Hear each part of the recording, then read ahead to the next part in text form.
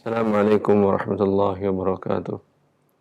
Alhamdulillah rabbil alamin wa bihi nasta'in wa nusalli wa nusallim wa nubarik ala nabiyyina Muhammadin wa alihi wa sahbihi ajma'in wa ba'd. Ikhwani wa akhwati fillah, para pemirsa Roja TV dan para pendengar di Roja yang dimuliakan oleh Allah Azza wa Jalla. Kembali kita melanjutkan pembahasan muamalat dari kitab Zadul Mustaqni' fi Ikhtisaril Muqni' yang disusun oleh Imam Al-Hajjawi, ringkasan dari kitab Al-Muqni' Syekh Islam bin Qudamah Al-Maqdisi. Babu al-ariyati.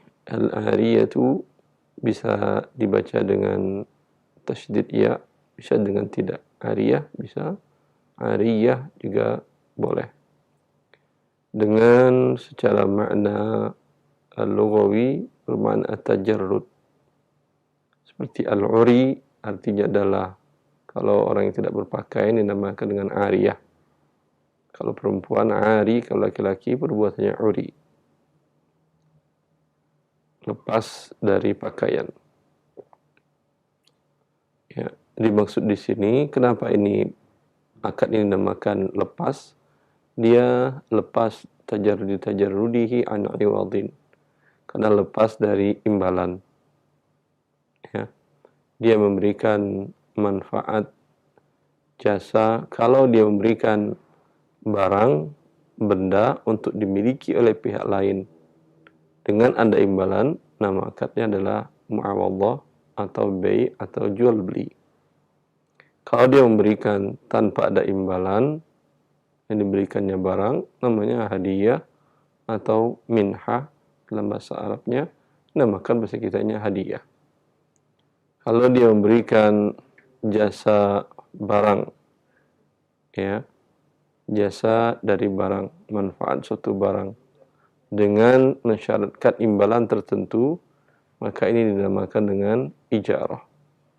Kalau dia memberikan jasa barang, dan barang tersebut dikembalikan nantinya, maka ini dinamakan dengan ariyah. Dalam bahasa kitanya meminjamkan. Tetapi kalau barang tersebut tidak bisa dikembalikan karena habis, kemudian dia meminjam beras.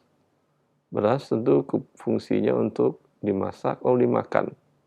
Bisa dikembalikan fisik barang beras yang dipinjam? Tentu tidak. Sama juga dia minjam rupiah. Ya, fungsi dari rupiah adalah digunakan untuk kebutuhannya. Ketika dia kembalikan, tentu bukan fisik barang yang dipinjam yang dikembalikan, tapi adalah badal atau gantinya. Maka ini dinamakan dengan akadnya qard dalam bahasa fikihnya. Dalam bahasa kita semuanya pinjaman. Ariyah pinjaman, qard juga dinamakan dengan pinjaman. Maka yang kita bahas di sini adalah ariyah. Ya, tuwasil taqra Syekh. Bismillah qala al-mu'allif rahimahullahu ta'ala babul 'ariyah wa hiya ibahatu naf'i 'ainin tabqa ba'da istifaihi. Bab al-'ariyah yaitu ibahatu naf'i 'ainin, bolehnya memanfaatkan suatu barang atau jenis tertentu tabqa ba'da istifaihi, yang benda atau barang tersebut tetap ada setelah sempurna pemanfaatannya. Mu'allif mendefinisikannya ibahatu naf'in. Ibahah berarti hukum. Hukumnya adalah mubah. Hukum daripada akad ariyah tadi mubah. Sebagian ulama menjelaskan dengan rincian tergantung mu'ir dan musta'ir. Di tangan mu'ir, yaitu orang yang meminjamkan barang itu, ya, hukum asalnya adalah sunnah, bukan mubah, dianjurkan. Karena ini termasuk bagian dari ihsan. Wa ahsinu innallaha yuhibbul muhsinin. Dan berbuat baiklah, sesungguhnya Allah mencintai orang-orang yang berbuat baik. Bagi musta'ir, orang yang minjam, yang dia umpamanya butuh mobil kendaraannya ada, tapi qadarullah umpamanya dibawa oleh adiknya atau istrinya atau anaknya, dan sekarang di awal mungkin tidak butuh dia, perkiraan qadarullah ada kebutuhan mendesak yang mengharuskan dia pinjam ke tetangga, ya, atau pinjam kebutuhan rumah, seperti besok ada kedatangan tamu yang banyak. Ini kita bicara di luar kondisi sekarang. Nah, butuh dia panci yang lebih besar, dan dia tahu tetangganya yang punya. Ini dia minjam. Ya. Para ulama mengatakan sesuatu yang ma'ruf, yang biasa dilakukan, adat kebiasaan orang minjamnya, minjam motor kan biasa. Minjam motor, minjam panci, minjam cangkul, ya. Suatu hal yang biasa, ini hukumnya adalah mubah, boleh, ya, boleh dia minjam dan tidak termasuk di dalam meminta-minta kalau seperti dia minta barang. Kalau dia meminta barang yang hadiah tadi, dia meminta umpamanya minta uang, minta beras, ya, ini yang terlarang. Tapi kalau minta jasa dari barang dan barangnya masih ada, ini ma'ruf. Biasa orang-orang melakukannya. Ya. Pinjam laptop, pinjam handphone, kecuali hal yang bersifatnya privasi. Anda tidak ingin umpamanya handphone Anda diketahui oleh orang. Ya. Ini selagi tidak memudaratkan kepada Anda, hukum asalnya mubah bagi yang minjam tadi yang tidak termasuk dalam larangan meminta-minta. Karena barangnya masih tetap, dan ini sudah menjadi uruf, orang biasa melakukan hal ini. Ya, itu ibahatu naf'i ainin. Maknanya adalah membolehkan, berarti hukumnya mubah bagi mu'ir adalah mustahab, dan terkadang hukumnya juga wajib untuk menyelamatkan orang yang dalam umpamanya musibah. Ya. Seperti umpamanya orang dalam keadaan tetangga dalam keadaan emergency. Qadarullah butuh untuk diantar ke rumah sakit. Lalu istrinya, anak tetangga tadi panasnya luar biasa tinggi, di atas normal. Lalu ibu dari anak ini atau istri dari tetangga tadi datang ke rumah Anda untuk pinjam mobil Anda, ya, untuk mengantar anak ke rumah sakit.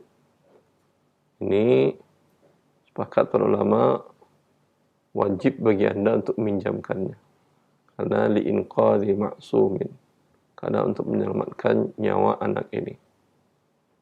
Hukumnya wajib. Bila tidak Anda pinjamkan, Anda berdosa. Ya. Tentu dengan syarat selagi tidak memudaratkan orang yang pemilik barang tadi, ya, mustaghnin anhu, ya. Kalau dia pun butuh dan cuma satu, ya, hukum asalnya adalah kembali kepada hukum asalnya adalah mubah. Jadi hukum asalnya mubah bisa menjadi mandub, disunnahkan, bisa menjadi wajib tergantung kondisinya. Ya. Ibahatun naf'i ainin, membolehkan, definisi dari syariat, membolehkan jasa dari suatu barang, bukan tamlik. Maksudnya kita dalam definisi dari ijarah adalah tamliku manfaatin bi'iwadin. Kalau ijarah, kalau saya menyewa, itu akadnya adalah memberi kepemilikan kepada pihak yang menyewa. Apa yang dia miliki bukan barang yang dia miliki, tetapi jasa dari barang. Jasa dari rumah, jasa dari mobil, dia sewa. maka jasanya itu miliknya dia. Ketika miliknya dia, terserah dia. Boleh dia yang pakai, boleh istrinya yang pakai, boleh anaknya yang pakai, ya, boleh dipinjamkannya juga ke tetangganya, ya, itu milik. Tapi kalau ibahatu naf'in ainin, hanya memubahkan, dia mubah bagi Anda untuk memakainya. Apakah menjadi hak Anda jasa barang tersebut? Tidak. Maka tidak bisa Anda pindahkan jasanya ke pihak lain. Anda pinjam mobil dari tetangga. Lalu adik ipar Anda atau adik Anda mengatakan, pinjam bang. Tidak boleh Anda pinjamkan kepada dia. Karena jasa dari ini bukan milik Anda sehingga Anda tidak boleh bertasarruf. Anda hanya boleh memakai saja. Tabqa ba'da istifaihi. Yang ain tersebut, barang tersebut masih ada setelah selesai penggunaan manfaatnya. Penggunaan manfaat tadi setelah dia pakai, barang masih ada. Seperti yang kita contohkan di awal, Anda minjamkan motor. Alhamdulillah motor masih ada dikembalikan kepada Anda. Ini namanya ariyah. Tapi kalau Anda minjamkan uang, masih ada uangnya? Tentu tidak dipakainya. Atau dia Anda minjamkan kepada dia beras, masih ada berasnya? Tentu tidak. Maka ini babnya bukan bab ariyah, bab qard. Walaupun dalam bahasa Indonesia sama dua-duanya pinjaman. Tapi konsekuensinya nanti akan berbeda. Ya. Watubahu. Qala al-mu'allif rahimahullahu ta'ala wa tubahu i'aratu kulli dhi naf'in mubahin ila al-bud'a wa 'abdan musliman li kafirin wa saydan wa nahwihi li muhrimin wa amatan syabbah li ghairi imra'atin aw mahramin. Dan mubah untuk memberikan pinjaman setiap atau sesuatu, segala sesuatu yang bermanfaat, dan secara hukumnya mubah kecuali al-bud'ah. Al-bud'ah Farj. ya. Al-farj, kemudian abdan musliman li kafir, seorang hamba budak muslim kepada orang kafir, wa saydan wa nahwihi li muhrimin, dan said, buruan, Ya. atau yang semisalnya untuk sesuatu yang haram atau untuk yang sedang muhrim ihram. Muhrim. Naam. Illa lakum sayyidul bahri. Wa ammatan syabbah, dan budak wanita yang syabbah, masih muda, li ghairi imra'atin aw mahramin, selain wanita dan mahram. Ya. Baik, jazakallahu khair. Wa tubahu i'aratu kulli dhi naf'in mubahin. Kemudian mu'allif menjelaskan hukumnya di sini, dan mubah melakukan akad i'arah kulli dhi naf'in, syarat dari barang tersebut, barang itu ada manfaat yang mubah. Kalau manfaatnya yang haram, tidak boleh dipinjamkan. Ya. Apa umpamanya manfaat yang haram? Barang-barang yang haram manfaatnya, ya, maka ini tidak boleh dipinjamkan. Kalau manfaat dari barang yang haram, umpamanya manfaat jasa barang tersebut adalah merusak lingkungan, ya, maka ini tidak boleh dipinjamkan.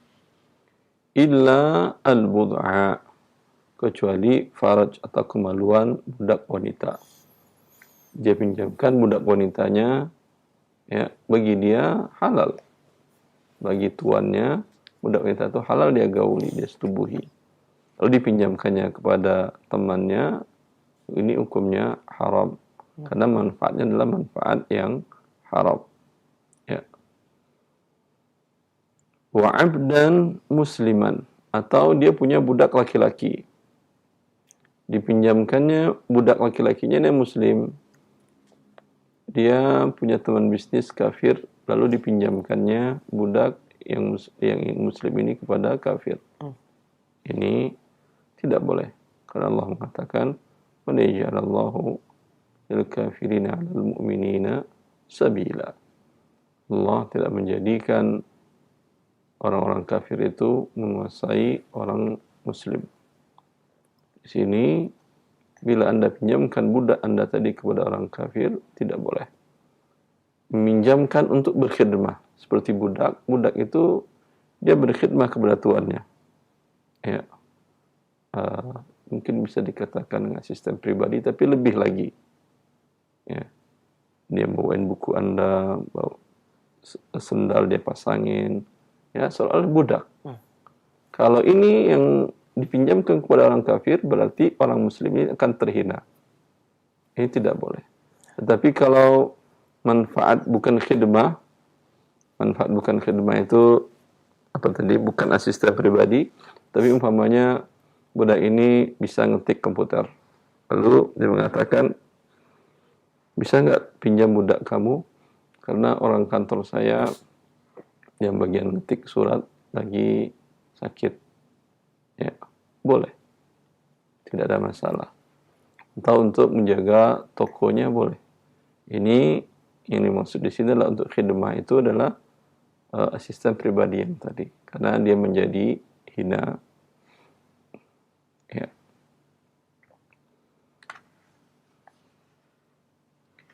Wa saydan wa nahwuhu limuhrim. Juga manfaat yang tidak boleh dipinjamkan, jasa yang tidak boleh dipinjamkan, sayd, hewan buruan, wa nahwahu, dan semisal hewan buruan, sesuatu yang diharamkan bagi orang yang sedang berihram. Ya.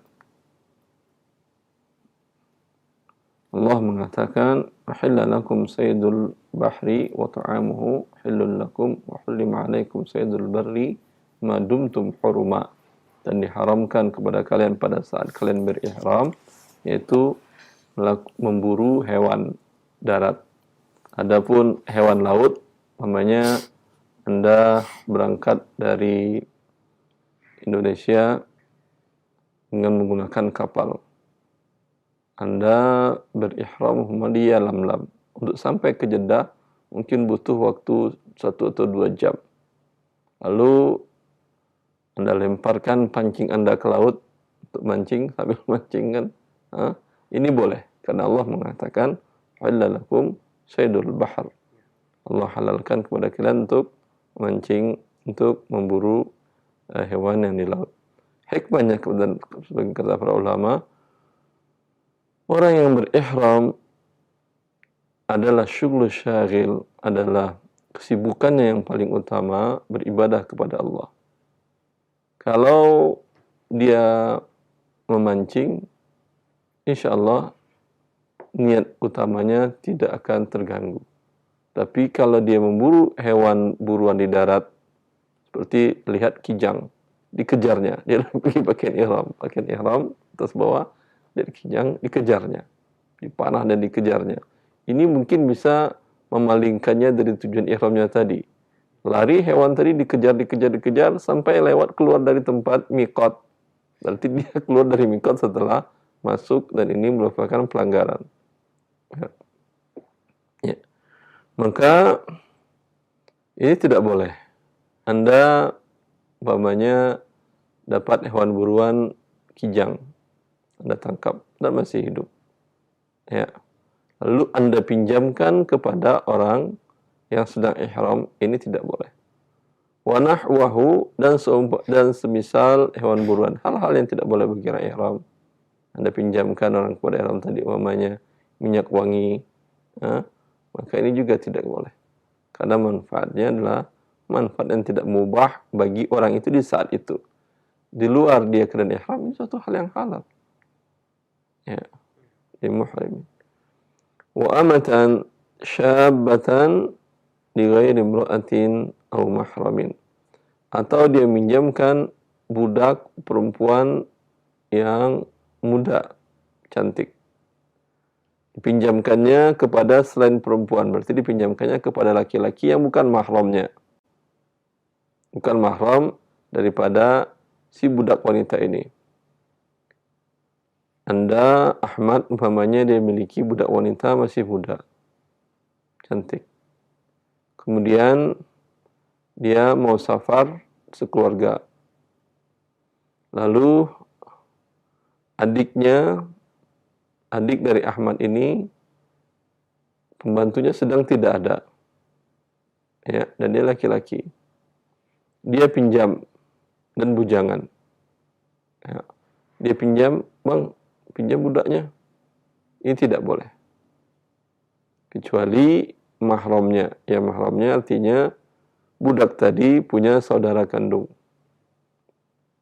Ya, lalu Anda katakan, nih, saya pinjamkan manfaat wanita ini, adik kamu, kepada kamu. Boleh dia melakukan hal-hal yang bermanfaat di rumah Anda. Baik. Cukup sampai di sini dulu, Ustaz Ihsan. InsyaAllah kita lanjutkan pada pertemuan selanjutnya. Jazakallah khair kepada Ustaz yang telah memberikan penjelasan dan perincian dari syarah bab al-ariyah pada beberapa poin dalam bab ini. Kita berikan kesempatan bagi para pendengar dan pemirsa Roja TV untuk memperdalam pembahasan. Untuk bertanya, silakan. Halo. Ya, Assalamualaikum warahmatullahi wabarakatuh. Waalaikumsalam warahmatullahi wabarakatuh. Dengan siapa Umu di mana? Umu Adi di Sulawesi, Ustaz. Silakan. Pertanyaan saya begini, Ustaz. Seumpamanya kita mau beli emas, Ustaz. Kita tidak bawa uang, tapi kita bayar di tempat itu pakai SMS banking begitu. Boleh tidak, Ustaz? SMS banking, net banking, Ibu? Iya, maksudnya banking. Maksudnya bayar pakai anu gitu. Mobile banking. Iya. Dan langsung Anda minta dia, tukang emas tadi, Pak, tolong cek masuk ke rekening Anda atau belum, gitu. Iya. Kalau dia bilang, ya sebentar, diceknya, ya udah saya terima dan sudah masuk. Itu boleh. Oh iya, Itu dinamakan dengan qabad hukmi. Qabad itu, kan Rasulullah mengatakan, ya dan biadin. Ya dan biadin itu kalau dalam bentuk konvensional atau biasanya, Anda serahkan rupiah Anda fisik, Anda di waktu yang sama terima dengan tangan Anda juga emas dalam bentuk fisik. Ya. Qabad hukmi ini bisa qabad hakiki, serah terima dengan fisik, bisa juga dengan hukmi. Dengan hukmi Anda serahkan rupiah tapi bukan dengan fisiknya, tapi dengan Anda transferkan dari mobile banking Anda ke rekening dia. Tetapi tidak boleh Anda beranjak dari situ, ya, langsung terima emas. Sebelum Anda berangkat dari situ, tanyakan kepada cek sudah sampai atau belum. Oh ya, Ustaz. Kemudian kalau ternyata tidak sampai, ya, la qadarallah, salah ketik satu angka atau segala macam, ya, Anda berangkat berarti Anda di sini belum ya dan biadin. Oh ya, Ustaz. Kemudian yang kedua, Ustaz. Saya seorang penjahit, Ustaz. Biasa saya menerima pesanan, itu kainnya belum berada di rumah, Ustaz. Apakah itu termasuk istisna, Ustaz? Boleh? Sebentar, Anda membuatkan dan kain dari Anda atau dari dia? Kain dari saya, Ustaz. Cuma dia pesan sama saya, terkadang kain di saya itu habis. Nanti setelah terima pesanan baru saya belikan di toko. Boleh tidak seperti itu, Ustaz? Boleh. Itu namanya istisna. Iya. Oh iya, Ustaz. Kemudian kalau saya potong celana, Ustaz, kadang kan celananya orang kepanjangan, tapi dia potong tetap di bawah mata kaki, Ustaz. Bagaimana? Boleh tidak saya potongkan atau bagaimana, Ustaz? Masih di mata, dan ini laki-laki? Iya, laki-laki. Ya, tidak boleh, Ibu. Ini termasuk membantu dia dalam maksiat. Oh iya, Ustaz. Jazakallahu khairan. Assalamualaikum warahmatullahi wabarakatuh. Assalamualaikum warahmatullahi wabarakatuh. Jazakallahu khairan, Mahdi. Barakallahu fiik. Baik, kita berikan kesempatan untuk penanya berikutnya. Kita angkat kembali. Silakan. Baik, halo. Halo, Assalamualaikum. Waalaikumsalam warahmatullahi. Dengan siapa Bapak di mana? Dengan Abu Gian di perjalanan. Abu Gian, silakan. Pertanyaannya. Silakan. Ya, 3 bulan yang lalu Anda beli mobil, ada promo cash bertahap gitu, Ustaz. Cuma memang Ana lupa apakah ada denda atau tidak, misalnya bayinya tidak jatuh tempo. Nah, kemudian saat ini Ana berpikir ya sudah mau lunasin aja lah gitu kan. Nah, problemnya Ana itu kan dapat gratis asuransi mobil. Nah, apakah asuransi itu bisa Ana pakai atau tidak boleh ya? Asuransi ini include dalam harga mobil. Jadi emang sudah free gratis Ya, dapat asuransi mobil 1 tahun gitu. boleh. Boleh Ustaz. Boleh. Kalau cash bertahap itu sebenarnya boleh atau tidak sih Ustaz? Tidak bertahap pun, asalkan tidak cash pun, umpamanya bayar 5 tahun, asal tidak ada denda keterlambatan, hukum asalnya boleh. Masalah harganya lebih mahal daripada yang cash, itu memang konsekuensi dari pembayaran yang tertunda. Gitu saja Ustaz. Baik, Terima kasih Pak. Ustaz. Alhamdulillah. Wa iyyakum, Pak. Barakallahu fiik wa jazakallahu khair. Alhamdulillah kita telah mendapatkan jawaban dari pertanyaan Bapak. Kita berikan kesempatan yang ketiga untuk penanya berikutnya. Tapi kita sapa kembali. Halo. Assalamualaikum, Waalaikumsalam Waalaikumsalam. warahmatullahi. Dengan siapa di mana? dengan nama Allah di Jakarta. Silakan, Pak. Makasih. Assalamualaikum warahmatullahi wabarakatuh. Assalamualaikum. Saya mau tanya mengenai parkiran untuk parkir resmi dari pemerintah atau di sub. Ya, untuk sip kedua jam 4 sampai pagi mungkin. Tetapi di area parkir untuk yang jam 4 sampai ada yang banyakan buat jualan, Ustaz. Ya, jualan itu kan dari semua di Jakarta macam-macam. Ada yang sate babi dan yang tidak halal buat saya. Gimana kita mengambil retribusi parkirannya, mengambil parkiran orang yang makan di situ, Ustaz? Atau di kafe yang tidak seperti itu, Ustaz. Ya. Anda mengambil retribusi parkir, Iya, ya, kepada orang yang melakukan perbuatan tidak halal. beda-beda. Ya, Anda kan nggak tahu dia mau parkir mau ngapain kan ya? Ataukah ada ditanya dulu, Pak parkir mau ngapain? Kalau tahu perbuatannya haram nggak boleh parkir, Pak. Boleh, nggak ada masalah, insya Allah. Boleh ya, karena ini juga resmi dari pemerintah, Ustaz, yang punya lahan penuh. Ya, boleh, boleh. Boleh begitu, Ustaz. Baik, Ustaz, terima kasih. Assalamualaikum warahmatullahi wabarakatuh. Salam. Assalamualaikum warahmatullahi wabarakatuh. Jazakallah khair, Pak. Baik, barakallahu fiik. Alhamdulillah kita berikan kesempatan berikutnya untuk penanya yang mungkin baru bergabung dalam kesempatan pagi ini dalam bab Al-Ariyah dalam pembahasan kitab Muamalah. Kita sapa kembali untuk penanya selanjutnya. Halo. Halo, Assalamualaikum warahmatullahi wabarakatuh. Waalaikumsalam warahmatullahi wabarakatuh. Dengan siapa Bapak di mana? Dengan Abu Fadlan di Riau. Abu Fadlan silakan. Assalamualaikum. Mau nanya Ustaz, Salam. bagaimana jika seorang yang pernah melakukan pinjaman di bank konvensional, kemudian sebelum lunas hutangnya yang bersangkutan meninggal dunia. Namun karena ada seperti asuransi dari pihak bank, jadi hutang tersebut dianggap lunas. Bagaimana status hutang tersebut dan bagaimana kita sebaiknya menyikapinya, Ustaz? Ini yang menyikapinya yang masih hidup berarti kan ya? Iya, bagi yang masih hidup, Ustaz. Ahli warisnya atau orang lain? Ahli warisnya mungkin, Ustaz. Ya, taib. Bila telah ditutupi oleh pihak asuransi, otomatis dia sudah tidak ada hutangnya. Siap, Ustaz. Jadi hutangnya sudah dibayarkan oleh pihak asuransi kepada bank. Ya. Tidak ada konsekuensi harus ahli waris membayarnya. Tidak ada. Siap, Ustaz. Statusnya di akhirat itu bagaimana, Ustaz? Di akhirat, bila dia dulu melakukannya dan dia tahu itu adalah haram meminjam, ya, dan dalam pinjaman itu selain riba juga ada gharar dan perjudiannya karena ada asuransinya, maka dosa dia yang menanggung. Tapi kalau dia tidak tahu, semoga Allah memaafkannya.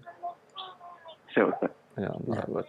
Jazakallah khair, Ustaz. Wa iyyakum. Jazakallah khair. Barakallahu fiik. Assalamualaikum warahmatullahi wabarakatuh. Waalaikumsalam warahmatullahi wabarakatuh. Abu Fadlan, jazakallah khair. Alhamdulillah telah terjawab pertanyaannya. Kita masih berikan kesempatan pertanyaan via telepon. Kita sapa kembali penanya berikutnya. Halo. Ya, silakan. Silakan, sudah masuk. Halo. Halo, Iya. Assalamualaikum. Waalaikumsalam warahmatullah. Dengan siapa Bapak di mana? Dengan Jafar Ustaz di Bogor. Baik, mohon maaf Bapak, dikecilkan dulu volume suara atau radio atau televisinya. Ada feedback, cukup monitor via telepon. Jazakallah khair, silakan pertanyaannya. Ya. Ya. Ustaz, Silakan. ambo kan bertanya Ustaz. Iya, bahasa Indonesia. Oh iya. Ana mau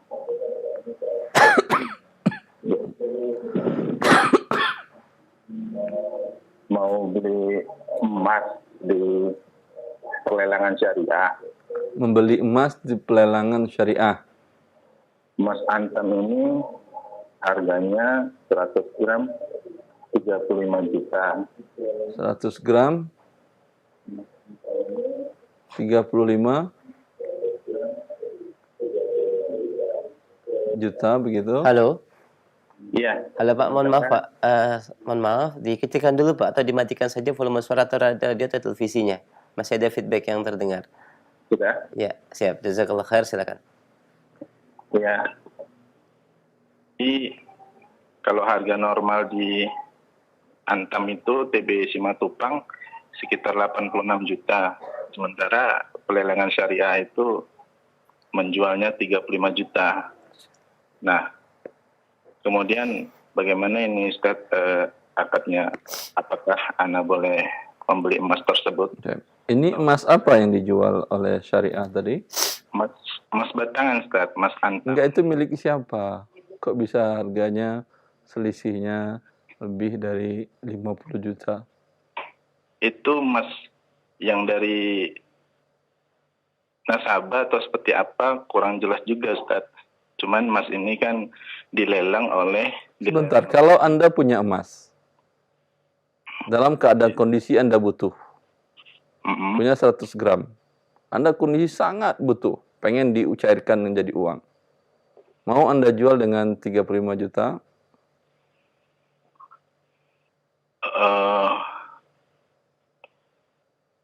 Kalau butuh bisa Ustaz, kalau bisa. Mau Anda menjual, coba jawab. Kalau tanah Anda jual dengan harga miring karena memang tanah tidak liquid. Tapi kalau emas itu sama dengan rupiah. Iya Ustaz ya. Maka yang jadi pertanyaan, kenapa dia jual dari 80 juta menjadi 35 juta? Nah itu dia. Apakah karena emas bukan milik dia, milik orang? Sepertinya milik orang Ustaz. Nah, sepertinya begitu. Boleh Anda beli barang bukan dari pemiliknya? Tapi ini resmi Ustaz dari... Ya, walaupun resmi. Walaupun resmi. Oh gitu Ustaz. Walaupun resmi, terpenuhi semua rukunnya. Tetapi ini yang menjual bukan pemiliknya. Anda itu emas dalam emas barang gadaian yang digadaikan. Jelas? Pihak yang dain, yang memberikan piutang dalam hal ini lembaga keuangan syariah, mungkin pegadaian, mungkin bank dan lain-lainnya, ya, tidak boleh menjual barang gadai itu dengan harga seenaknya. Harus dengan harga yang pantas. Kalau rumah, kalau tanah, mungkin bisa turun 20% dari harga pasar untuk laku cepat. Tapi kalau emas, turun 2% orang bekerja belinya. Ya, ini sekarang penurunannya dari berapa persen ini? Lebih dari 100%. Maaf, lebih dari 50%, 70% mungkin ada. Jelas? Maka ini tentu menzolimi pihak yang berhutang. Anda umpamanya datang ke pegadaian syariah atau ke beli rumah ke bank syariah. Lalu Anda gadaikan emas Anda. Ya. Dijualnya dengan harga seenaknya tadi. Dia ngambil barang gadaian tentu lebih mahal daripada hutang Anda. Umpamanya anggap Anda beli motor seharga, atau Anda beli rumah seharga 7 50 juta. Lalu barang gadaiannya adalah emas Anda seharga 80 juta. Ya. Pada saat la qadarallah Anda dalam kondisi keuangan yang susah, PHK dan seterusnya. Ya. Anda masih ada hutang di pihak bank syariah atau lembaga keuangan syariah tadi sebanyak 30 juta. Ya. Emas yang 80 juta tadi dia lelang dengan harga 30 juta. Anda kira-kira redho apa tidak? Ini emas Anda loh, bukan emas dia. Kecuali Anda jual beli emas, tidak ada masalah. Tidak redho, Ustaz. Tidak, pasti tidak redho. Ya. Kalau Anda redhonya berapa, tentu dengan harga pasar di waktu itu. Kalau harga pasar di waktu itu, si pihak yang menjual rumah kepada Anda, itu bank syariah tadi, tentu akan mendapat mudarat.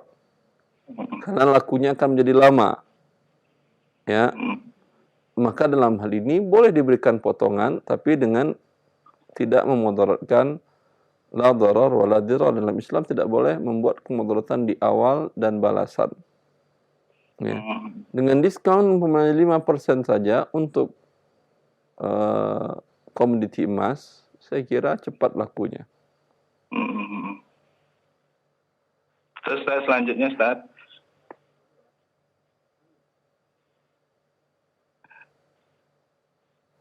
Ustaz. Silahkan.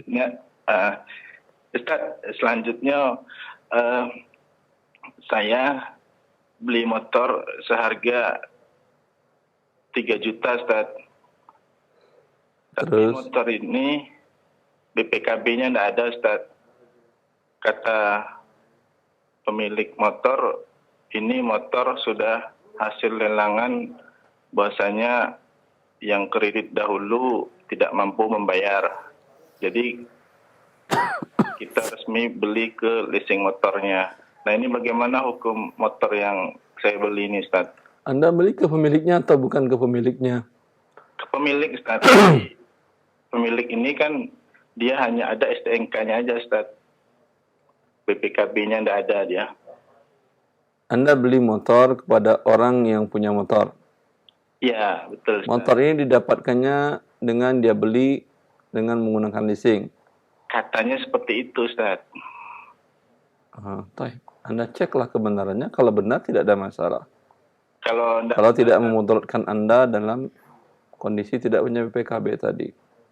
Nah, cuman setelah diurus, katanya BPKB-nya ini rupanya ada di leasing atau jadi ini kisah nyata, Ustaz. Jadi saya di jalan itu ditangkap sama debt collector. Rupanya motor ini cicilannya enggak dibayar 12 bulan. Gitu, Ustaz. Itu bagaimana, Ustaz, hukumnya? Ya, Anda minta lagi kepada yang jual kepada Anda tadi, kata dia motor dia, sedangkan Anda tidak bisa menggunakannya, Anda mendapat mudarat. Iya, itulah, Ustaz. Berarti Anda tidak berdosa, Ustaz, dalam hal ini. Karena Anda kan percaya. Anda tidak berdosa tapi tertipu. Iya. Gitu, Ustaz. Sama ruginya. Kalau dosa ruginya dunia akhirat, kalau tertipu ruginya dunia. Berarti mereka yang terima uang saya haram di sisi mereka, Ustaz? Ya. Cukup Pak, insyaAllah. Ayo Allah, Ustaz. Baik, Ya. alhamdulillah. Jazakallah khair. Waalaikumsalam. Jazakallah khair, barakallahu fiik. Baik, alhamdulillah telah terjawab pertanyaannya oleh Ustaz. Dan kita angkat pertanyaan selanjutnya dari pesan singkat yang sudah masuk. Assalamualaikum warahmatullahi wabarakatuh. Salam. Dari hamba Allah di Bandung, Ustaz. Beliau bertanya terkait dengan masalah harta warisan orang tua. Bapak saya mewasiatkan untuk tidak menjual tanah dan rumah yang ditinggalkannya. Kami berempat bersaudara, 2 laki-laki, 2 perempuan, dan ada ibu tiri. Apa yang harus kami lakukan, Ustaz, dengan peninggalan harta kedua orang tua kami itu, merujuk kepada bapak wasiat bapak kami yang sebelum meninggal? Wasiat ini tidak sah, batal. Kalau wasiata ahli waris, boleh berwasiat kepada ahli waris, dan ini sama dia berwasiat kepada bukan haknya dia. Ketika dia hidup, ini memang haknya dia. Ketika dia wafat, ini hak ahli waris. Ya. Sama juga Anda berwasiat kepada istri Anda atau mengatakan Jangan jual perhiasan kamu. Terserah dia lah. Itu perhiasan milik dia. Didapatkannya dari bapaknya. Terserah dia. Ya, maka ini wasiat yang tidak ada konsekuensinya. Alhamdulillah, jazakumullah khair. Demikian pendengar yang ada di Bandung. Barakallahu fiik. Kami angkat kembali pertanyaan berikutnya dari pendengar kita. Assalamualaikum warahmatullahi wabarakatuh. Dari Bekasi. Ustaz, bolehkah zakat harta yang dikeluarkan oleh saya dan suami diberikan kepada kakak laki-laki saya dan kerabat yang lain? Karena banyak di antara mereka yang penghasilannya berkurang dan bahkan sebagian tidak jelas dengan adanya wabah yang terjadi pada saat ini. Jazakallahu khair. Ya Allah, boleh zakat diberikan kepada kakak, ipar yang mereka tidak anda nafkahi kesehariannya. Penghasilan berkurang, apakah berhak mendapat zakat? Tentu tergantung. Bila kekurangan tadi masih cukup untuk menutupi kebutuhan pokok, tentu dia tidak berhak mendapat zakat. Bila selama ini penghasilan yang didapatnya itu hanya cukup untuk menutupi kebutuhan pokok, dan sekarang penghasilannya pun berkurang. Kurang 20%, biasanya dapat sebulan itu 10 juta, dan itu pun pas-pasan untuk biaya hidup kebutuhan pokok. Sekarang berkurang paling sekitar 7 atau 6 juta. Maka boleh diterima zakat Anda, tapi tidak lebih dari selisih untuk menutupi kecukupan kebutuhan pokok tadi. Kalau 6 juta berarti kekurangnya 4. Dan ini sudah berjalan umpamanya 6 bulan, 5 bulan dan nggak tahu sampai kapan, boleh Anda berikan setahun 4 kali 12 menjadi 48. Zakat Anda 48 juta boleh Anda berikan kepada dia. Ya, seperti itu. Alhamdulillah, jazakumullah khairan. Demikian pendengar kita di Bekasi. Barakallahu fiik. Baik, kami angkat kembali pertanyaan berikutnya dari pendengar kita di Bogor. Assalamualaikum warahmatullahi wabarakatuh. Saya mempunyai sapi perah, kemudian bekerja sama dengan peternak untuk diambil susunya. Kemudian hasil susu dijual dan dibagi dengan persentase 60% untuk peternak dan 40% untuk pemilik sapi. Hasil dibagi setelah sebulan, Ustaz. Biaya pakan sapi sudah ditanggung oleh peternak. Bolehkah hukum bermuamalah dengan akad seperti ini, Ustaz? Boleh. Baik, jazakumullah khairan. Demikian pendengar yang bertanya. Barakallahu fiik. Kami angkat kembali pertanyaan berikutnya dari pendengar kita. Baik, Assalamualaikum warahmatullahi wabarakatuh. Sesuai penjelasan yang disampaikan Ustaz, bahwa jika bank syariah mengenakan denda terhadap keterlambatan angsuran, maka itu termasuk riba.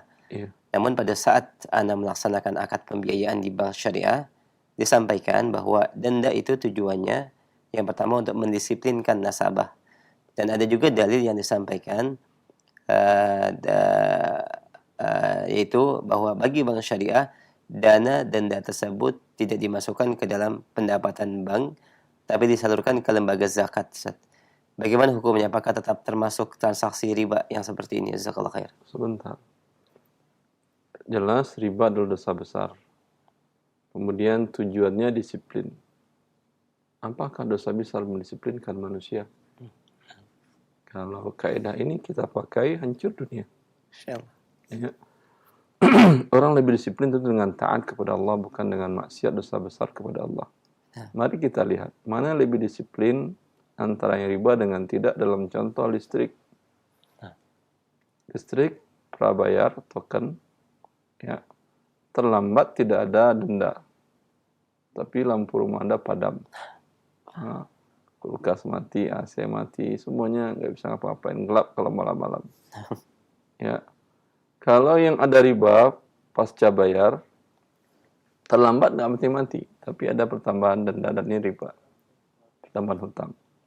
Mana yang Anda lebih disiplin untuk membayarnya, yang prabayar tidak ada riba, atau yang pasca bayar ada riba? Jawab. Orang sehat akan mengatakan yang tidak ada riba, Ustaz. Berarti riba untuk disiplinkan adalah sebuah kebohongan. Ya. Coba Anda menggunakan syariat Islam dengan menggunakan akad gadai. Ya, dia beli motor ke Anda minta barang jaminannya sertifikat tanah dan rumah. Motor harga 20 juta, sertifikatnya harganya 100 juta.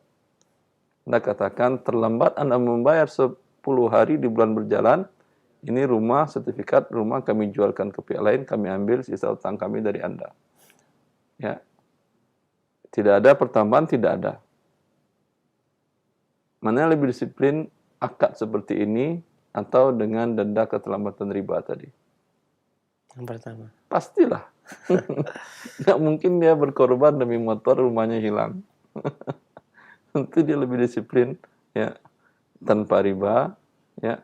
Kalau riba dia mengatakan nggak apa-apa, ntar aja paling nambah 0, sekian persen, ya, dari cicilan 500.000 nambah sekian paling 30.000 nggak apa-apa lah, gampang. Ini sebuah kebohongan. Yang kedua tadi ada alasan membolehkan riba dalam lembaga keuangan syariah tadi untuk utang piutangnya adalah kan uangnya nggak kami pakai, kami berikan kepada zakat atau sosial. Berarti Anda mau dagang atau menjadi lembaga sosial? Namanya dagang untuk uang untuk Anda, keuntungan. Berarti Anda tahu ini haram kan ya? Ya, kata dia. Karena itu kami masukkan ke dalam pendapatan non halal.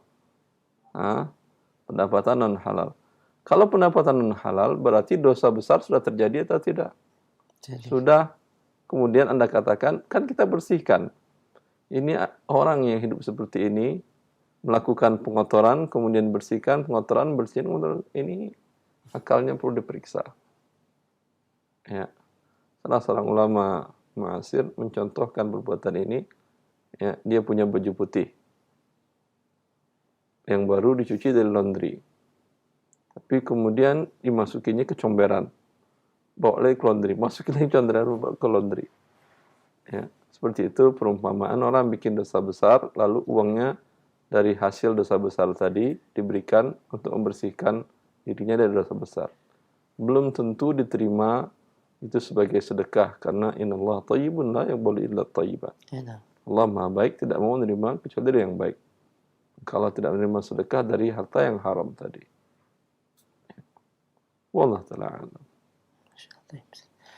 Alhamdulillah, jazakumullah khair atas penjelasan dan jawabannya. Demikian pendengar yang bertanya.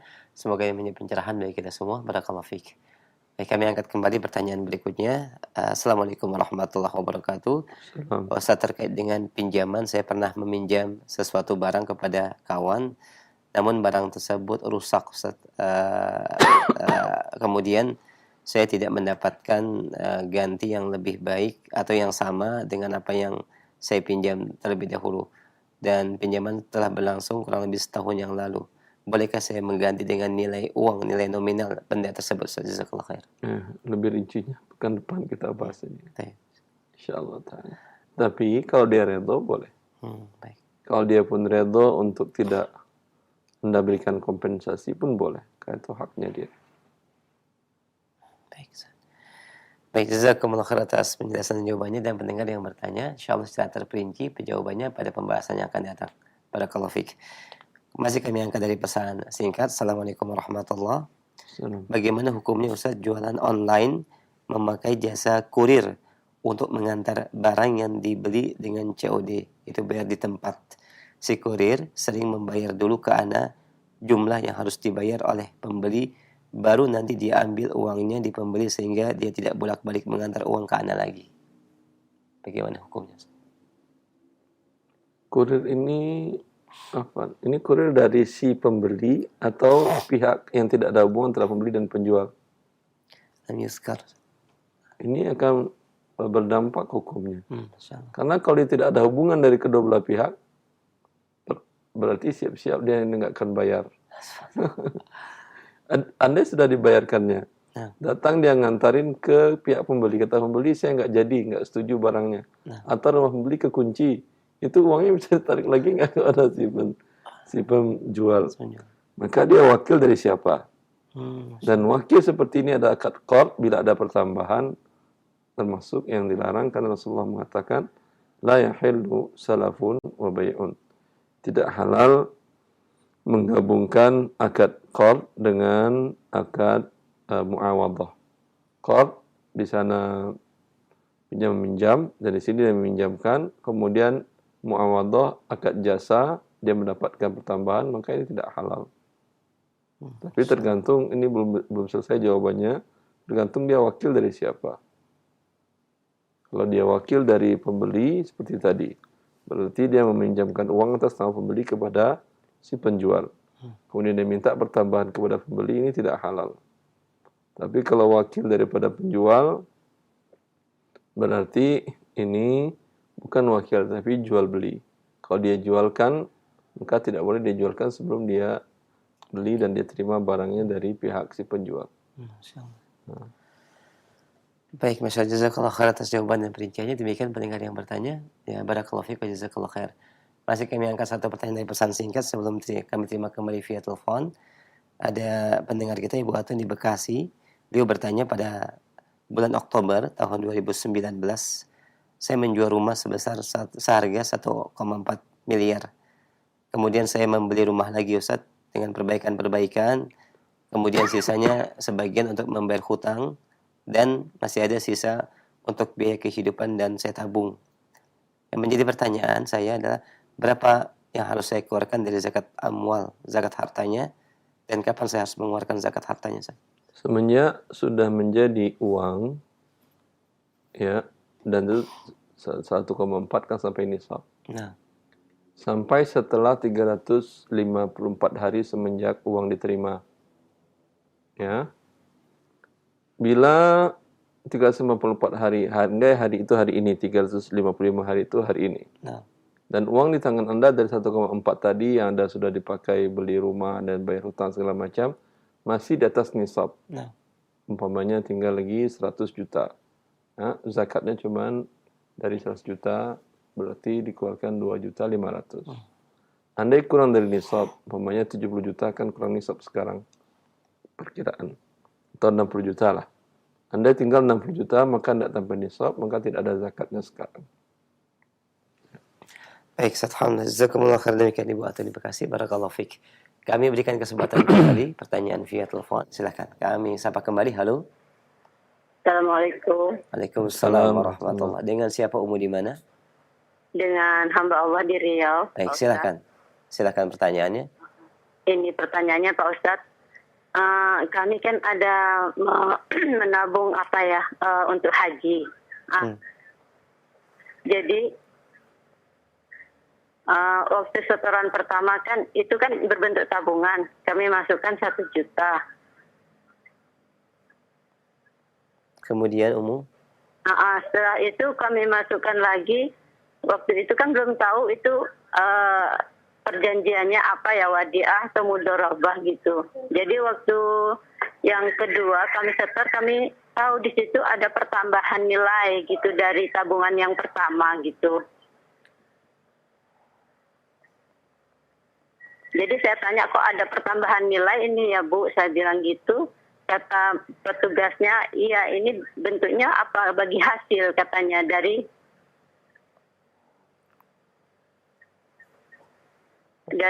jumlah apa uang yang udah kami setorkan gitu. Gimana itu ya Pak Ustadz? Apakah itu riba atau gimana? Kalau dalam perjanjiannya tidak ada kekurangan uang bila terjadi kerugian, maka itu riba. Minta dia tambahkan klausa, tambahkan di situ klausa pernyataan bahwa bila terjadi kerugian, saya sebagai penabung siap menanggung kerugian sebesar porsi modal, porsi uang yang saya store. Jelas? Jadi itu gimana hukumnya, boleh itu Pak? Itu riba. Karena umum uruf atau adat kebiasaan di bank, itu pasti kerugian tidak akan dikenakan kepada nasabah. Ditanggung oleh pihak bank atau pihak LPS, lembaga penjamin simpanan. Ini berarti uang bertambah dan tidak mungkin berkurang. Ini yang dinamakan dengan riba. Roba akadnya bukan bagi hasil lagi, tapi qard. Jelas Ibu? Iya, gimana jadi hukumnya itu? Sementara kami sudah terlanjur menyetorkan uang untuk di tabungan haji itu Pak Ustadz. Tadi apa saya katakan Ibu? Ibu datang ke pihak bank tadi, tambahkan perkataan klausa dalam perjanjian tadi bahwa saya sebagai nasabah sebagai penabung bila terjadi kerugian menanggung kerugian sebesar porsi uang yang saya store ini. Tambahkan kata-kata itu, tulis. Nah. Jelas. Kalau dengan kata-kata itu halal insyaallah pertambahannya. Baik. Kalau dia tidak mau berarti akadnya riba. Berarti pertambahannya adalah haram. Demikian Umu, insyaallah cukup jelas yang disampaikan oleh Ustaz. Oh ya, Nah, insyaallah. alhamdulillah. Terima kasih Pak Ustadz. Jadi kalau Barakallahu fiik. umpamanya banknya nggak mau, Pak Ustadz, apakah kita harus membatalkan itu? Anda tentu tidak mau masuk neraka kan ya? Masya Allah. Kalau nggak mau neraka tentu batalkan. Kan kita mau haji ingin dapat pahala, ingin dapat keridhaan Allah, bukan ingin kemurkaan Allah, ingin neraka Allah dengan berbuat riba. Nah. Riba dosa besar, bukan dosa kecil. Taib, Umu cukup insyaallah. Cukup jelas insyaallah ya. Baik. Taib, alhamdulillah, barakallahu fiik wa jazakillahu khairan Umu, barakallahu fiik. Kami angkat satu pertanyaan terakhir di kesempatan pagi ini. Kita angkat kembali. Halo. Iya, silakan, sudah masuk. Assalamualaikum Ustaz. Waalaikumsalam warahmatullahi. Dengan siapa di mana, akhi? Dengan Abu Aisyah di Jakarta Ustaz. Silakan Abu Aisyah. Ini Ustaz, kemudian saudara kami ada yang anaknya mengalami sakit jantung. Kemudian dia itu kan kondisinya mohon maaf miskin gitu ya, jadi nggak bisa untuk membiayai untuk pengobatannya. Sementara ini tuh udah harus ditangani karena kalau nggak segera tangannya bisa meninggal anaknya itu. Kami juga dari keluarga besar kan nggak bisa memandu banyak untuk ongkos biayanya. Nah, Antum tinggal di mana? Di Jakarta. Kalau saudara kami di kampung Ustaz, di sebuah di kabupaten di Jawa Tengah Ustaz. Wallahu ta'ala alam, dalam kondisi ini dia berhak mendapatkan zakat. Zakat ya. Maka minta orang tuanya datang ke Badan Amil Zakat Nasional yang ada di kabupaten atau di kecamatan. Bila mereka tidak memberikannya, maka mereka berdosa karena itu adalah hak. Itu uangnya fakir miskin. Ya. Kalau misalkan berencana ikut BPJS itu gimana Ustaz? Jangan berencana. Ini dalam kondisi dia kena kritis. Ya. Ajukan ke Basnas tadi, minta mereka paksa secepatnya. Ya. Sambil urus juga BPJS tadi. Oh, berarti dalam kondisi kayak gini BPJS bisa jadi solusi Ustaz, kalau solusi terakhir gitu Ustaz ya. Mana aja lah. Maaf. Mana saja yang paling cepat. Jadi bisa jalan dua-duanya gitu ya Ustaz ya. Artinya dalam kondisi kayak gini BPJS diperbolehkan ya Ustaz ya. Ini zakat kan haknya dia. Karena Anda zakat itu sama dengan Anda nabung uang di bank. Ketika Anda sakit itu uang Anda biarin atau Anda ambil? Diambil. Ya, ini uang zakat yang dikumpulkan oleh Badan Amil Zakat Nasional tadi. Jazakumullah khairan wa yahdihim. Semoga Allah memberikan kebaikan kepada orang-orang yang bergerak di bidang ini. Ini bukan uang mereka. Ini uang Asnaf yang 8 termasuk diantaranya fakir miskin. Ya. Maka berarti Anda datang ke sana sama Anda narik uang Anda di bank. Bukan Anda minta-minta. Ya. Cukup ya, akhi? Ya itu aja. Baik. Itu aja kalau saya. Wa iyyakum wa jazakumullah khairah.